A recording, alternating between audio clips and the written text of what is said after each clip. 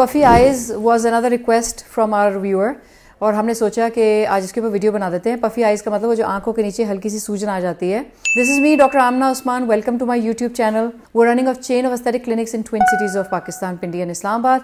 Super equipped, you name any sort of skin, hair, nail related service and we'll have it, और वो भी world standard के मुताबिक। यानी हमारे पास जो काम हो रहे हैं वो आप दुनिया के किसी भी क्लिनिक के साथ उनके स्टैंडर्ड्स को मीट कर सकते हैं, उनको देख सकते हैं और उनको कंपेयर कर सकते हैं, एंड यू वॉन्ट रिग्रेट।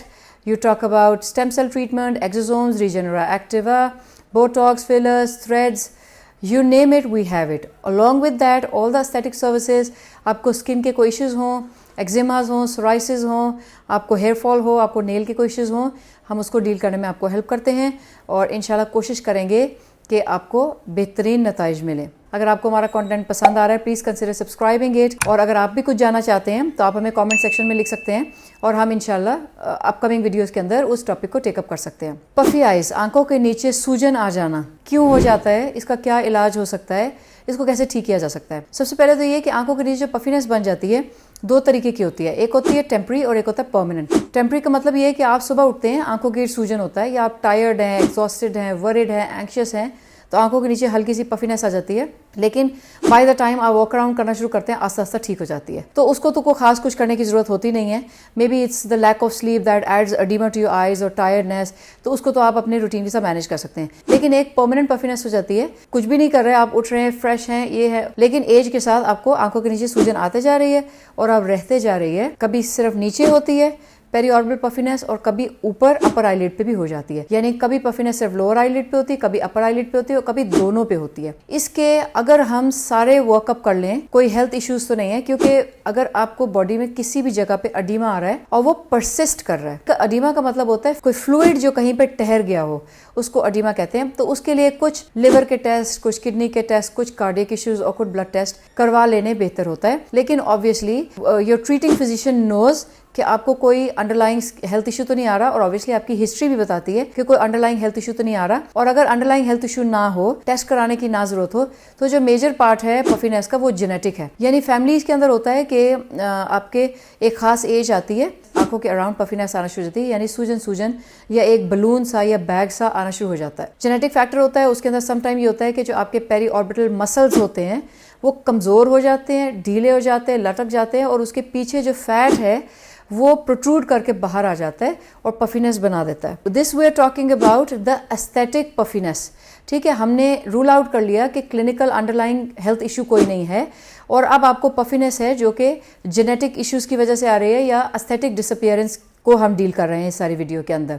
ठीक है, and we have ruled out कि आपको किडनी का, लिवर का, कार्डियक का कोई ब्लड इशू नहीं है, और आपको ये सिर्फ पेरीऑर्बिटल एजिंग साइंस की वजह से आ रहा है। अगर आपको पफी आइज हो गया है किसी भी टाइम पे, आप 20s में है, 30s में है, 40s में है, 50s में है, बढ़ रहा है या कम हो गया है, ये जेनेटिक एलिमेंट होता है, तो किसी भी एज में आ सकता है। आई मीन डोंट वरी कि आपको 20 साल में क्यों आ गया, 30 साल के अंदर क्यों आ गया, इट इज़ 100% क्योरेबल। ठीक है, लेकिन इसके लिए कोई ख़ास मेडिकेशंस या कोई टॉपिकल क्रीम्स या सीरम्स हेल्प नहीं करते।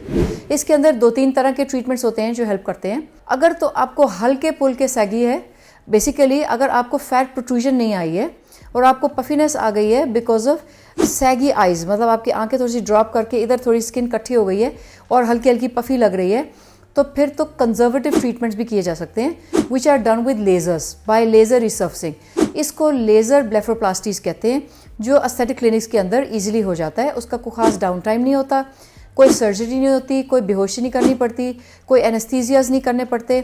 बहुत अच्छा ट्रीटमेंट है, बहुत अच्छे रिजल्ट्स आते हैं। हल्का फुल्का फैट प्रोट्रूड कर रहा हो उसके साथ डील हो जाता है। स्किन टाइटनिंग होती है, रिसर्फसिंग होती है, कोलेजन इंडक्शन होती है, फाइब्रोब्लास्ट ग्रोथ फैक्टर्स बनते हैं, स्किन अपनी जगह पे कॉन्ट्रैक्ट होना शुरू हो जाती है, स्किन टिश्यू एक्स्ट्रा खत्म होना शुरू हो जाता है, और नए स्किन जनरेशन की वजह से आपको टाइटियर ग्लिसनिंग स्किन मिलना शुरू हो जाती है विद लेसर पफीनेस। इसके सेशंस होते हैं आमतौर पे हमारे एशियन स्किन टाइप 3-4 में, और हमारे जैसे वेदर में हम नंबर ऑफ सेशंस को रिड्यूस रखने की कोशिश करते हैं, बिकॉज हमारा एक्सपोजर सन का बहुत ज़्यादा होता है। बिकॉज जब भी हमने फ्रैक्शनल लेज़र करना है किसी भी एक्सपोज बॉडी पार्ट के लिए, we have to be really careful कि स्किन टाइप क्या है जिसको हम डील कर रहे हैं और सन एक्सपोजर कितना है। तो आपको जब भी रिसर्फसिंग की तरफ जाना है, आपको सन एक्सपोजर को लिमिट करना है, और आपका बेहतर है कि हम पहले आपकी स्किन को प्रेप करें with some sort of lightening creams and some sort of treatment और फिर हम रिसर्फिंग के ऊपर जाएं। तो अगर आपको माइल्ड सी पफीनेस है, माइल्ड से रिंकल्स हैं और माइल्ड किस्म के स्किन साइंस ऑफ एजिंग आ रहे हैं, we can deal with it by two sort of treatment. Number one is any sort of fractional ablative treatments that can be done with the fractional CO2 or erbium YAG laser. और इसके अलावा हम अगर हल्के फुल्के fat protrusion है इसके साथ तो हम इन ट्रीटमेंट्स के साथ हाइफू को कभी ऐड कर सकते हैं इफ़ इट्स नीडेड। अगर आप हाइफू को रॉन्ग ऐड करते हैं यानी your fat protrusion is not enough, और अगर आप जनरली ऐड कर लेते हैं वो इवेंचुअली आपकी स्किन को, आपके पेरी ऑर्बिटल एरिया को हॉलो कर देगा, क्योंकि हाइफू की जो ट्रीटिंग कैपेसिटी है it melts fat around your areas wherever you doing. तो जब भी आप अननेसेसरी एरियाज़ के ऊपर हाइफू करेंगे, अननेसेसरी इंडिकेशंस के ऊपर आप हाइफू करेंगे, तो बजाय आपके पफीनेस ठीक होने के आपको हॉलो आइज बन जाएंगे। So only add HIFU when it is actually indicated, यानी जब असल में ज़रूरत हो। गैर ज़रूरी हाइफू करेंगे आपको ट्रबल में फॉल कर सकते हैं। आई एम नॉट सेइंग कि हर वक्त फॉल करते हैं। Obviously HIFU can be a very good addition of treatment, conservative treatment, जिसमें कोई आपको टीके नहीं लगने, कोई इंजेक्शन नहीं लगने, कोई आपको बेहोशी नहीं होनी और आप उसको डील कर सकते हैं। लेकिन रेस्ट अश्योर कि आप राइट फिजिशियन के हाथ में हो जो आपके लिए राइट डायग्नोज करे, क्योंकि any treatment that is not indicated वो आपको एक नए किस्म के स्किन इशू के अंदर फॉल करा देता है। सो resurfacing can be a very good idea. Microneedling with RF is a wonderful idea to fix your mild to moderate puffiness around the eyes. HIFU is a good idea, but you know, it's a 50-50. Only add if there is no other choice. But you know, my favorite choices will be number one, microneedling RF because of our risky skin type. और अगर हमें लगे कि हम fractional add कर सकते हैं, it's a safer addition, तो definitely we can add resurfacing treatments to that. But microneedling is always safer for our skin types and for our sort of जो हमारा sun exposure के hours होते हैं। लेकिन अगर आपके darker skin बहुत ज़्यादा है और आपका sun exposure बहुत ज़्यादा है, तो फिर fractional CO2 is not your choice. Then only microneedling, and by microneedling, I'm not talking about the derma rollers and the derma pens. I am talking about the proper platforms that delivers microneedling RF with ablation or without ablation. Your physician can decide. Now you have a puffiness, आपको microneedling हो गया, resurfacing हो गया. Now it's a lot improved, but there is still a little bit of deficiency left. होता ही है कि puffiness, let's say आपको severe sort of puffiness है, हमने उसको treat किया और ट्रीट करने के बाद जो हल्का फुल्का, बिकॉज हम सारे फैट को मेल्ट नहीं करना चाहते, because we want your eyes to be a normal level, we don't want to generate a hollowness around your eyes. तो जो हल्की सी कैविटी पफीनेस के नीचे रह जाती है उसके अंदर हम फिलर इंजेक्ट कर देते हैं। Again this is a very very tricky area for an injection. जब आपने ट्रिकी एरियाज़ के लिए इंजेक्टेबल के लिए अपना इंजेक्टर चूज़ करना है, it has to be really experienced injector. उनको पता होना चाहिए कौन सा वो फिलर चूज़ कर रहे हैं, कितनी क्वांटिटी में लगना है। They should have a nice experience of doing periorbital injections, और फिर माइल्ड किस्म के फिलर्स करके and your puffy eyes can be settled. Now there is a situation where you have some sort of event coming up. अगर तो आपको severe किस्म का प्रॉब्लम है पफी आइज का और बाकी कंजर्वेटिव ट्रीटमेंट्स आपको हेल्प नहीं कर सकते, so you have only one choice, that is a surgical blepharoplasty that aesthetic physician and surgeon don't do, that is done by a oculoplastic surgeon या फिर प्लास्टिक सर्जन करते हैं।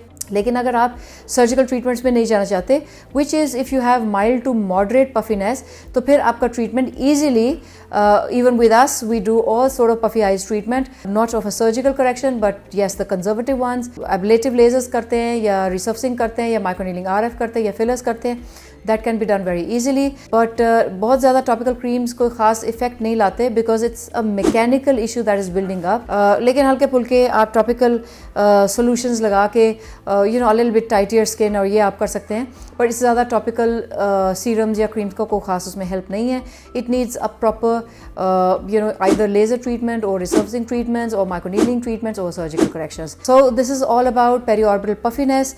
अपर लिड है या लोअर लिड है, दोनों के ट्रीटमेंट स्टेज द सेम। और इसके अलावा जो पेरीऑर्बिटल बाकी के प्रॉब्लम्स आते हैं जैसे कि डिस्कलरेशन है, उसके ऊपर obviously you can go for some topical creams, वो बहुत अच्छा हेल्प करता है, जिसको हम डार्क सर्कल्स कहते हैं या पेरीऑर्बिटल डिस्कलरेशन कहते हैं। उसके अंदर ऑब्वियसली जो आप AMPM रूटीन फेस को फॉलो करते हैं, फेस के लिए फॉलो करते हैं, वो आप पेरीऑर्बिटल भी फॉलो करें तो आपके डार्क सर्कल्स बहुत बेहतर हो जाते हैं।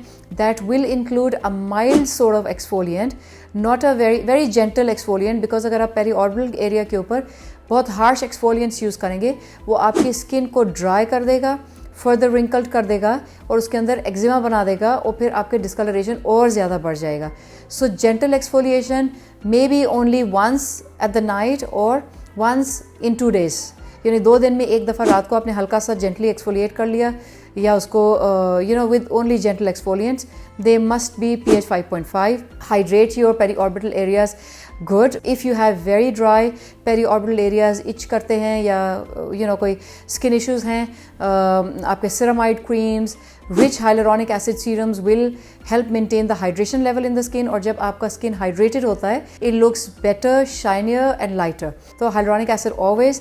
और आपको पेरीऑर्बिटल डिस्कलरेशन को ठीक करने के लिए इवनिंग रूटीन के अंदर you can alternate your topical applications of maybe retinol, maybe once a week or twice a week, along with some vitamin C solutions, some potent sort of vitamin C solutions, and maybe you can add some vitamin K creams and coffee extracts and stuff like that. They help improve on the discoloration around the eyes. इसके अलावा discoloration around the eyes यानी topical creams के अलावा you can go for mesotherapies that can be with lightening agents. Maybe they can have vitamin C ingredients, ascorbic acid जिसको कहते हैं। और इसके अलावा पेरीऑर्बिटल डिस्कलरेशन को ठीक करने के लिए इनके अपने mesotherapies आते हैं along with hyaluronic acid that can be injected.